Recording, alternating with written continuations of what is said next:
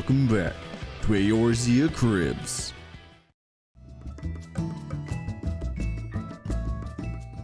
Hey Cribs, welcome to the Dreemur Council FC house.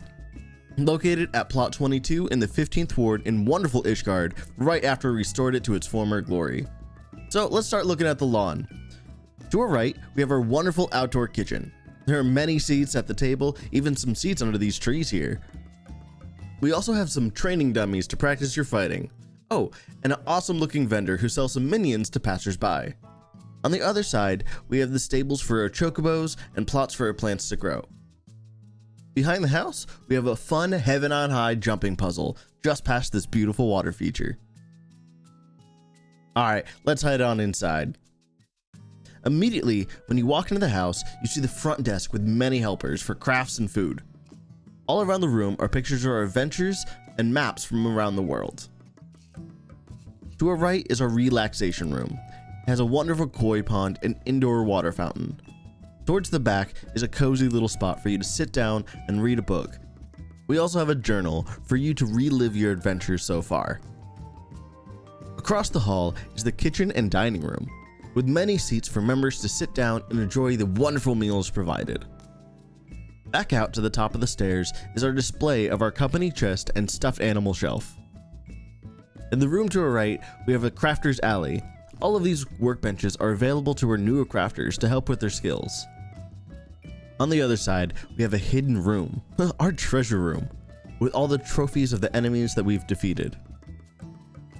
Alright, let's head to the final part of this tour, Watt's Bar. Down here, we have wonderful seating and drinks to partake in, while having a view of many fish that this world has to offer. And if you're looking for the music, we got wonderful DJ booth in the back to provide music for this entire house. But that's all for now. I hope you enjoyed this tour, but it's time for you guys to leave. Goodbye. Hey guys, so yeah, I got a little distracted from Monster Hunter for a minute. I'm gonna go back there soon to finish Sunbreak, but there's a few things that I wanted to do first. You see, Final Fantasy XIV is one of my favorite games of all time. It's one that I keep coming back to, and the new expansion is actually coming out very soon. So there were some things that I wanted to do before that actual release. So I decided to make a quick little checklist from the most important things to things that I can genuinely let slide. Alright, number 1, get a Burger King crown. Number 2, finish the Disciple of Hand and Disciple of Land relics. 3, complete more Disciple of War and Disciple of Magic relics. And the last thing, number 4, finish the current raid tier. Okay, so if you don't play 14, number 1 might seem a little confusing. Like, what do you mean by Burger King crown? Alright, I'm going to take a quick step back here. In this game, there are players called mentors, and there's 2 types. One is a crafting mentor, the other is a battle mentor. Both are supposed to be the ones that new players could come to and ask questions about the game, and they're supposed to be people who want to help those new people. See, if you become both a battle mentor and a crafter mentor, you could get the actual BK crown. And to me, I like it. It looks awesome. And since I actually like helping people, I actually want to be, genuinely someone that people could come up to and talk to. In order to get any of these crowns though, you need to complete some requirements. One of the requirements is to have 1,500 other players who are not in your party and not your friend give you a commendation. Most of the time, tanks and healers get the commendation, rarely the DPS. Now, I'm currently a crafting mentor, and I've been working on getting the battle mentor, and one of the major requirements I'm missing is the comms. However, the big flaw is 2 things. 1, I'm a DPS main. I really like playing DPS, it's one of my favorite classes, so playing tanks and healers aren't really my thing. And 2, I don't like running dungeons. One of the things that I've done is I have every single class up to max level, and I had to run a lot of dungeons to get here.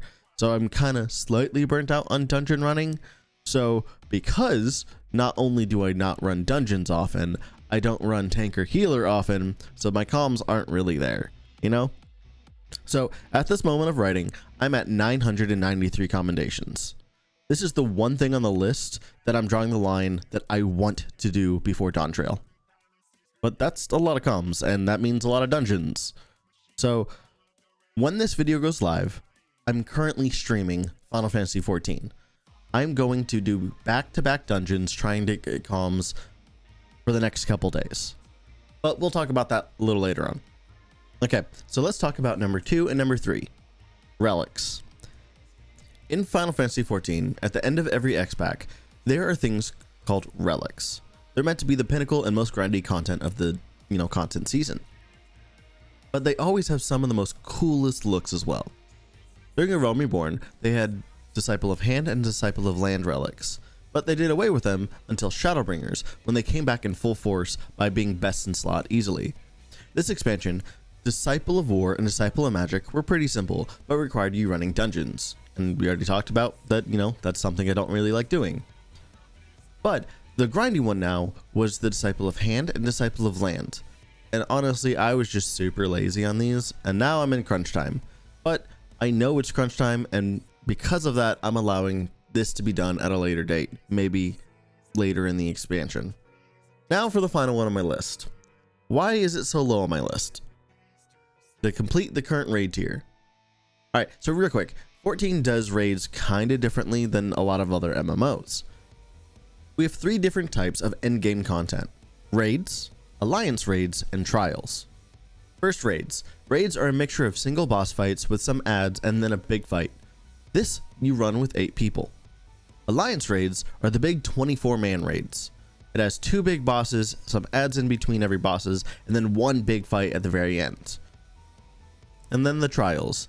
It's an 8-man fight with just a single boss fight. The raid tier I'm talking about is the alliance raid. Honestly, I was just lazy and I haven't done it. All I have to do is queue up and run it, and I'll probably run it while I'm in stream. But yeah, the house was made up by me in 4 days from concept to completion, and it took me about 28 to 35 million gil in order to finish. But honestly, I'm genuinely super happy how it turned out. Now, I'm still going to be doing my long form challenge run videos, but I want to start releasing some smaller videos as well, and since the new expansion is dropping, I thought it would be great to post some 14 videos with some edits. As for Sunbreak, I'm going to be streaming dungeon runs and Monster Hunter runs on alternate days. So, on 14, we're going to be doing Mondays, Wednesdays, and Fridays. And Monster Hunter, we're going to be doing Tuesdays and Thursdays. We're going to be doing that schedule until either Dawn Trail drops or I get that BK crown. And after that, we're going to stream on our normal days again. But for now, head on over to twitch.tv/Amatech since I'm streaming there right now. Come say hi and, maybe help me through some of these dungeon runs. I'll talk to you guys later. Peace, everyone.